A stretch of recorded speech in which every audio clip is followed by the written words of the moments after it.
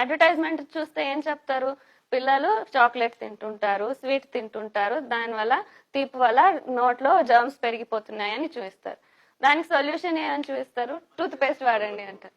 Tooth paste లో ఏముంది, మళ్ళీ అదే చక్కెర. సో 100 గ్రామ్స్ టూత్ పేస్ట్ లో ఆల్మోస్ట్ 40 గ్రామ్స్ వరకు మీకు షుగరే ఉంటుంది. ఇప్పుడు కొత్తగా స్టార్ట్ చేశారు, మీ టూత్ పేస్ట్ లో ఉప్పు ఉందా మీ సో దాంట్లో వైట్ టూత్ పేస్ట్ లో 2-3 డాట్స్ బ్లాక్ డాట్స్ పెట్టి దాన్నే బొగ్గు వేసాము టూత్ పేస్ట్ లో అని చూపిస్తున్నారు. కవర్ ఎవరైనా ఫుల్ చదివారా, టూత్ పేస్ట్ కవర్ ఎప్పుడైనా? దాంట్లో ఏం రాసి ఉంటుంది, for safety use pea sized amount of toothpaste అని రాస్తారు. కానీ అడ్వర్టైజ్మెంట్ లో ఏం చూస్తారు, ఇలా ఎస్ షేప్ లో పెద్దగా ఇటు నుంచి అటు వరకు పేస్ట్, టూత్ బ్రష్ ఎంత పొడి ఉందో అంత మొత్తం వేసేది చూస్తారు. అందరూ ఏం చేస్తారు, చూసిన దాన్ని ఫాలో చేస్తారు. అక్కడ చదివినది ఆ చిన్న అక్షరాలు ఐ థింక్ 90% ఎవరు చదివిండు.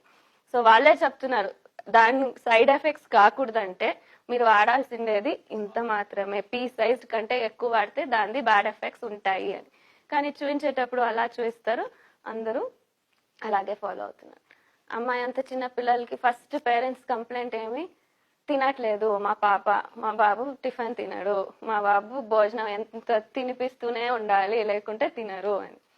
ఎందుకు అంటే వన్ కామన్ రీజన్ ఇస్ పొద్దున్న లేచి టూత్ పేస్ట్ వేసి రుద్దుతారు. టూత్ పేస్ట్ 3 నిమిషాలు నోట్లో ఉంటే ఏమవుతుంది, చప్పగా అయిపోతుంది, నోట్లో టేస్ట్ ఉండదు. సో ఫస్ట్ మీరు వేసుకున్నప్పుడు తీయగా ఉంటుంది కానీ తర్వాత తీపి ఉండదు, ఎందుకంటే దాంట్లో ఉన్న షుగర్ అంతా మీ బాడీ అబ్జార్బ్ చేసుకునేస్తుంది. సో చిన్న పిల్లలకు ఉండే రక్తంలో అవసరం ఉండే షుగర్ అంతా టూత్ పేస్ట్ ద్వారానే వచ్చేసి ఉంటుంది.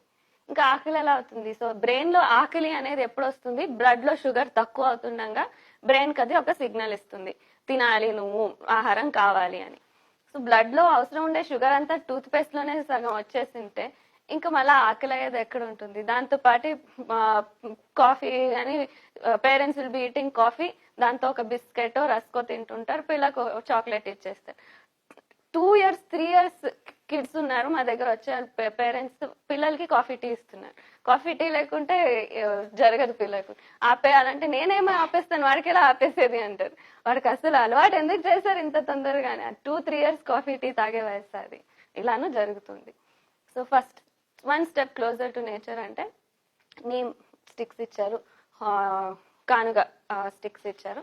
ఇవి మన ఏన్షియంట్ టైమ్స్ నుంచి పళ్ళు రుద్దేదానికి వాడుతుండేటివి. మౌత్ క్లీన్ చేస్తాయి, బ్యాక్టీరియా వైరసెస్ ని చంపే గుణం ఉంటుంది. దాంతో పాటు పళ్ళు పొడి కూడా ఇస్తున్నాము, దాంతో బ్రష్ చేయడం.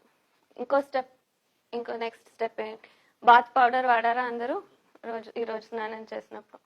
సో ఎందుకు కెమికల్స్ వాడడం, పొల్యూషన్ ఒక ఎఫెక్ట్, సెకండ్ మా బాడీ పైన రోజు కెమికల్స్ రుద్దుకోవడం ఎందుకు, సహజంగా టువర్డ్స్ నేచర్ అనదర్ స్టెప్ అంటే బాత్ పౌడర్, ఎంత కూలింగ్ ఎఫెక్ట్ ఉంది వాళ్ళు ఇస్తుండే పౌడర్ లో. సో ఇలాంటివి చిన్న చిన్న విషయాలు ప్రకృతికి దగ్గర అయినప్పుడు ఆరోగ్యం మనకే వస్తుంది.